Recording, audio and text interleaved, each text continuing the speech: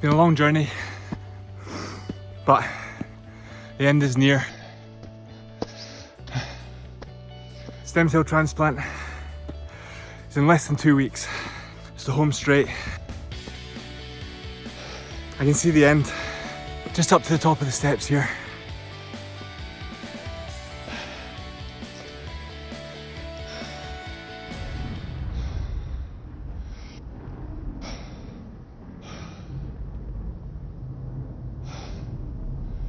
Oh, come on!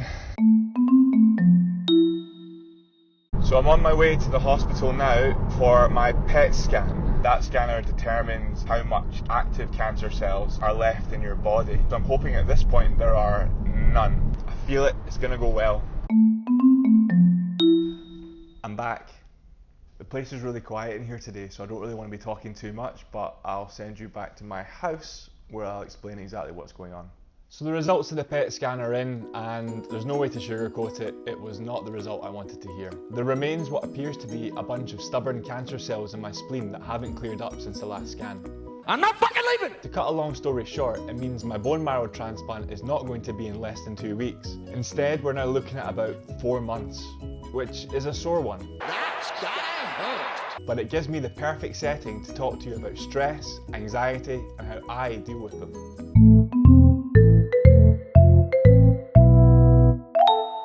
We need to talk about why humans suffer stress and anxiety in the first place. So let's go back in time, where humans lived in what is known as an immediate return environment. Although super professional documentaries.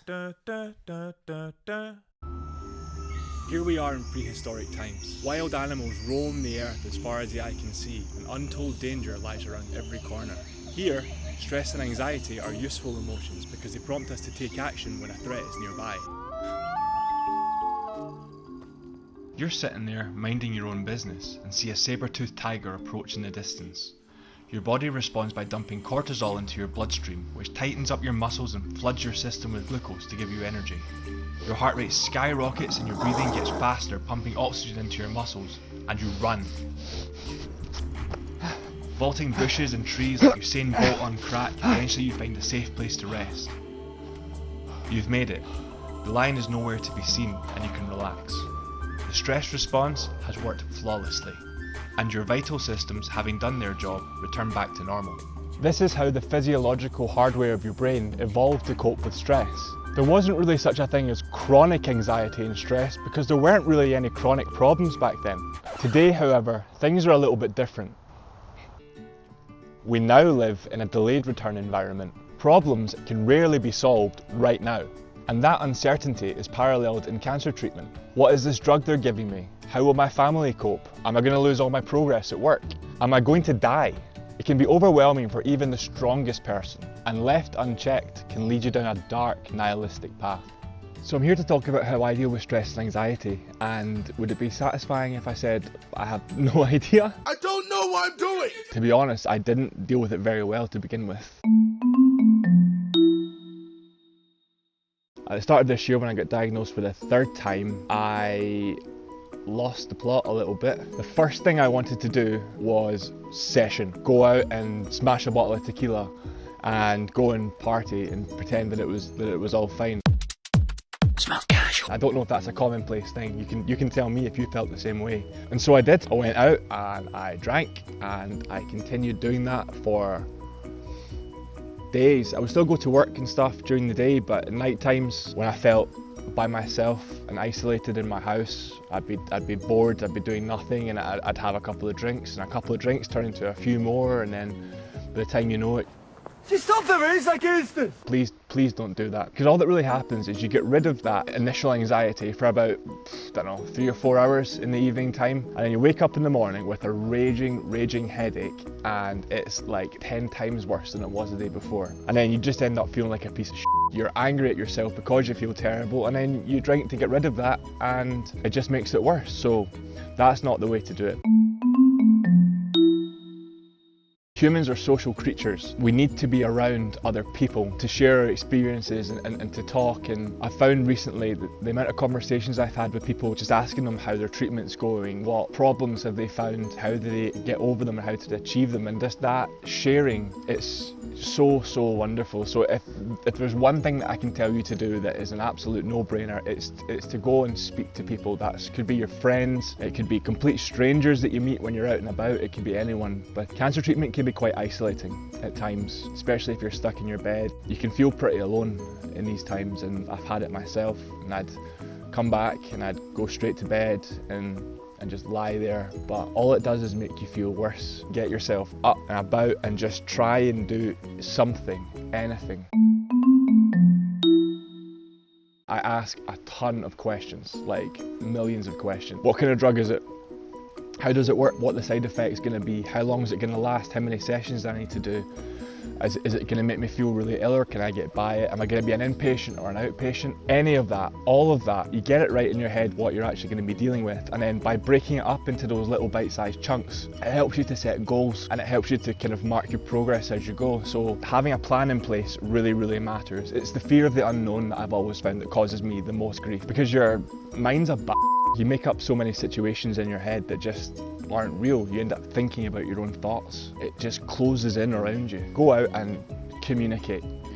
That's key. Get information, break it down into little bits, and then mark your progress. So you've got 8 chemotherapies to do, you're 4 through, that's you halfway. And you can keep that in your head as a target. A lot of people say they get bored when they're doing treatment, but if you flip that around the other way and look at it like, how many times have you been busy with life and work and everything else and thought, I don't want to work, I just want to bang on this. I wish I had some time just to myself to do the stuff that I wanted to do. Personally, I have it all the time. I had it constantly. By looking at this time now, not as a time where I'm stuck in bed, or not a time when I'm stuck in the house and I'm not doing anything, I see it as an opportunity to do things that I've wanted to do. Listening to music's fantastic. Playing musical instruments, if you're that way inclined. I love to play, like I'll sit and diddle on a guitar, or I play bagpipes because it's Scottish. Getting outside, even if you are too tired to walk, if you don't have a garden, then go to the park. I'm in the park right now and look how gorgeous this is. Be out of the house doing something different. Another thing that was an absolute godsend for me is riding a motorbike.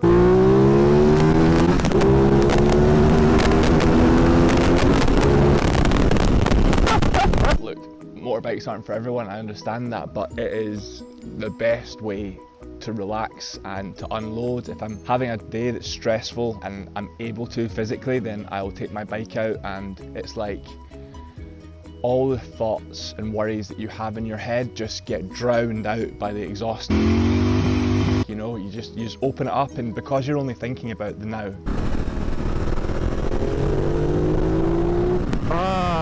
I think that's why it works. You're only thinking about, is this car going to pull out? What does the road look like ahead? Is it slippy or not? Is the weather going to be okay? How fast am I going? How do you take this turn? By keeping yourself now in this moment, you forget about everything in the future. The hills are alive with the sound of music. And it's just, I guess you call it mindfulness. You can probably achieve the same thing by doing yoga, meditation, all that kind of stuff, but I just can't sit still enough to sit and meditate, so it doesn't work for me that way. Oh, you have ADHD? No. If you can do it, you might find it useful. I think that would be fantastic. I'm very fly by the seat of my pants type of way, where I was sitting outside reading a book and I was getting like a little bit tired and it was getting cold, and so I was like, it would be so lovely if we had like a nice fire here in the garden and I could sit next to the fire. And I bought this fire pit for like 30 quid and just got a bunch of wood and just set it up, and the image that I had in my head sitting in front of the fire in the evening, I just made it happen, and it was like, this is bloody fantastic. It's exactly what I'd pictured. I make bad financial decisions. I had this image, I know it sounds really stupid, but I had this image in my head of waking up next to like a big body of water with the sunlight coming down, and oh, so beautiful. So I raided the garage and found an old tent that we had somewhere, and I went to Tesco and I bought myself a sleeping bag for £20. I'd asked my friends to come, but they were all busy, so I was like, F it, I'm just gonna go myself. Whatever, I do what I want. Set up my tent next to this loch that's about 10-15 minutes from my house, and built a little fire, and sat and had like a little picnic and just relaxed. It was amazing. Don't see your idle time as a waste. Just use it to do stuff that you actually like and enjoy. That's what helps me the most, is just to fill it with something.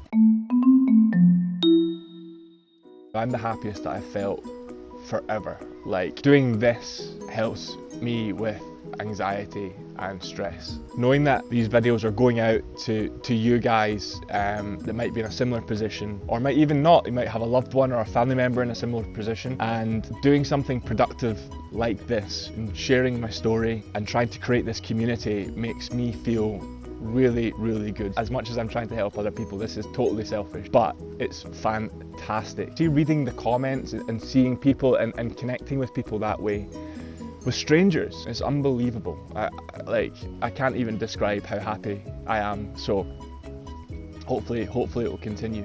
And I guess my mindset's changed now because I've been through that stage where I was drinking heavily and just self-flagellating, essentially, just like, you're a piece of garbage, a real piece of garbage. Turning that around to try and help. If you're religious, say if you're a Christian, it would be you reap what you sow. Or if you're a Buddhist, it's karma. Or if you're a spiritualist, you give out good energy and good energy comes back your way. Even if you're an atheist, it's the golden rule: do unto others as if you'd have them do to yourself. It's all the same message. All of it is the same message. It's all just in different clothing, and you can choose to follow each and every way. I mean, that's your prerogative.